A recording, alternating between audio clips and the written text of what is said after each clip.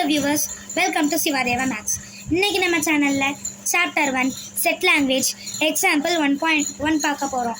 Consider a set A is equal to set brackets Ashwin, Murali Vijay, Vijay Shankar, Badrinath. Fill in the blanks with appropriate symbol. Belongs to or does not belongs to. So நம்ம previous இன்ட்ரொடக்ஷன்லேயே படிச்சிருக்கோம். இந்த சிம்பிள்னா belongs to, தென் இந்த சிம்பிள்னா டஸ் not belongs to. இப்போ வந்து இங்கே question என்ன கேட்டிருக்குன்னா, set ஏல வந்து இங்கே நிறைய பேர் கொஞ்சம் பேர் கொடுத்துருக்காங்களா, அந்த நேம்லாம் இங்கேயே கொடுத்துருந்தாங்கன்னா நம்ம பிலாங்ஸ் டு அப்படின்னு போடணும். ஸோ இப்போ இங்கே செட் ஏல கொடுத்துருக்கிறது எல்லாமே இங்கே இருந்துச்சுன்னா பிலாங்ஸ் டு அப்படின்னு போடணும். First one Murali Vijay, S Murali Vijay கொடுத்துருக்காங்க, so belongs to. Next Ashwin கொடுத்துருக்காங்க, பத்ரிநாத், எஸ் பத்ரிநாத்ங்கிற நேம் இருக்குது, so belongs to. Ganguly, so கேங்குவாலிங்கிற பேருங்க இல்லைங்கிறனால does not belongs to. Next டெண்டுல்கர்ங்கிற நேம் இங்கே இருக்கா, இல்லை, so does not belongs to. அவ்வளோதான், ரொம்ப simple. So example 1.2 write the set of letters of the following words in roster form.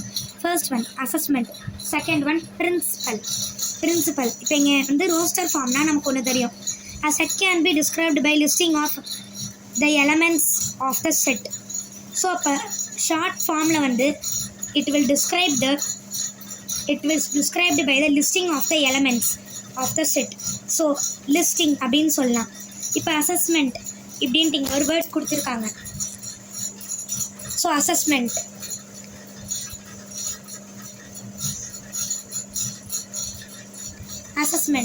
So இப்போ X is equal to set bracket வரைய மறந்துடக்கூடாது. So அசஸ்மெண்ட்னா இப்போ ஏ எழுதிக்கலாம், தென் எஸ், இன்னும் ஒரு எஸ் இருக்கே எழுதலாமா அப்படின்னா எழுதக்கூடாது.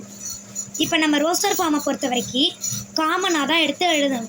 ஸோ அப்போ எஸ் வந்து ஒரு தடவை கொடுத்துருக்காங்கன்னா இன்னொரு தடவை எத்தனை தடவை கொடுத்துருந்தாலும் அதை மறுபடியும் எழுதக்கூடாது.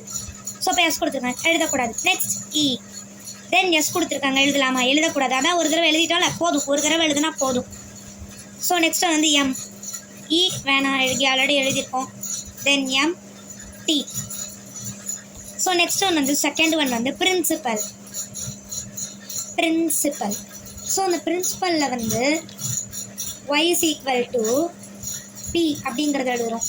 நெக்ஸ்ட் இன்னொன்று சொல்ல மாட்டேன், இதில் வந்து கமா ஆட் பண்ணிக்கணும். R I N C, I கொடுத்துருக்காங்களே எழுதலாமா, எழுதக்கூடாது. ஆல்ரெடி ஒரு தடவை எழுதிட்டோம், போதும்.